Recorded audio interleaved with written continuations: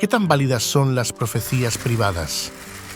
Las visiones de Alois Erlmeyer son detalladas e incluyen tiempos específicos, por lo que se aconseja a las personas a que ejerzan cautela y un buen discernimiento, dada la naturaleza a veces condicional de las profecías y la cuestión de su validez. Por lo que la mejor constatación siempre es comparar las visiones a la luz de lo escrito en la Biblia, pues debe estar acorde a la palabra sagrada y no contradecir ni la doctrina ni las profecías ya enunciadas en los libros bíblicos que contienen mensajes del fin de los tiempos. Complementando, también leemos en la Biblia que en los últimos tiempos Dios nos advertirá de los sucesos a través de muchos videntes, es decir, de las profecías privadas que complementarán lo que ya está escrito en la Biblia. Hechos de los Apóstoles 2, 17. Y en los postreros días, dice Dios, derramaré de mi espíritu sobre toda carne, y vuestros hijos y vuestras hijas profetizarán, vuestros jóvenes verán visiones, y vuestros ancianos soñarán sueños. ¿Cómo será el período de la gran tribulación? A nivel mundial, implicará guerras, disturbios civiles, hambrunas, epidemias, crisis económicas y muchos gobiernos con dictaduras, que finalmente perseguirán a todo el que profese las creencias judeo-cristianas. Y a nivel de la Iglesia Católica, implicará conflictos entre quienes defienden la doctrina que viene de Dios en la Biblia y quienes la quieren cambiar para sintonizar más con el mundo y lograr una religión universal adaptada a las complacencias humanas de la vida moderna. De acuerdo a lo que se sabe por las profecías, sí va a haber una tercera guerra mundial, pero hablan específicamente de una gran guerra en Europa y Medio Oriente, por lo que de hecho no sería mundial en términos estrictamente geográficos. Alois Erlmeyer, un vidente alemán altamente estimado, quien falleció en 1959, que incluso predijo el día de su fallecimiento, afirma que el punto de partida de la Tercera Guerra Mundial se situará en el Medio Oriente, desencadenada como un conflicto religioso. Dice, todo comienza con los judíos y los árabes, lo cual es compatible con la guerra que comenzó en Gaza entre Israel y Hamás en octubre de 2023.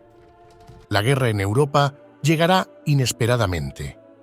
Lo que desencadenará la invasión masiva de Europa por Rusia sería el asesinato de 3 personajes políticos importantes en los Balcanes, luego de lo cual los rusos, aliados a los musulmanes, invadirían Alemania, Francia e Italia. Predijo que las tropas rusas de repente comenzarían a adentrarse más en Europa a mediados del verano. Advirtió que los ejércitos europeos serían incapaces de detener a Rusia de inmediato. Dice que más tarde se les uniría a Estados Unidos. Vio banderas de Irán, por lo que se dará una alianza entre Rusia e Irán para la invasión a Europa. Suiza y Liechtenstein, Austria, Francia, Alemania y Holanda será el primer escenario de combate. Posteriormente, el segundo gran teatro de guerra estará en España, Francia, Grecia, Italia, en que combatirán a los islámicos. No obstante, el mayor escenario de conflicto estará en Medio Oriente. Rusia entra por Belgrado, lo que hoy en día es Serbia, y avanza hacia Italia. Inmediatamente después, 3 ejércitos blindados atraviesan como un relámpago el Danubio y cruzan Alemania hacia el Rin sin previo aviso.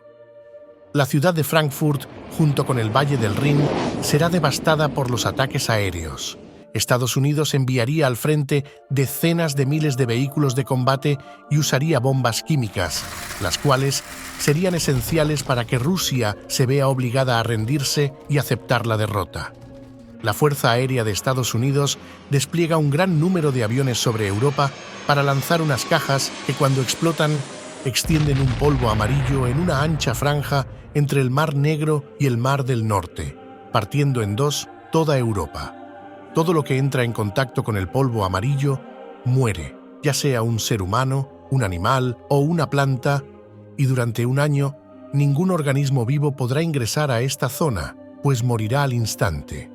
De esta manera logran interrumpir el suministro a las tropas rusas.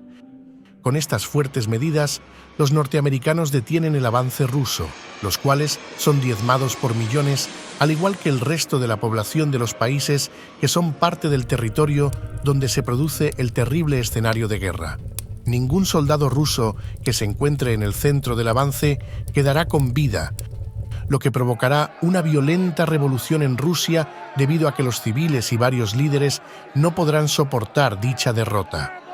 El dragón amarillo, es decir, China, invade Alaska y Canadá al mismo tiempo, y luego Erlmeyer habla de una segunda fase refiriéndose a tropas orientales, presumiblemente chinas, que invaden parte de Estados Unidos y Canadá a través de Alaska.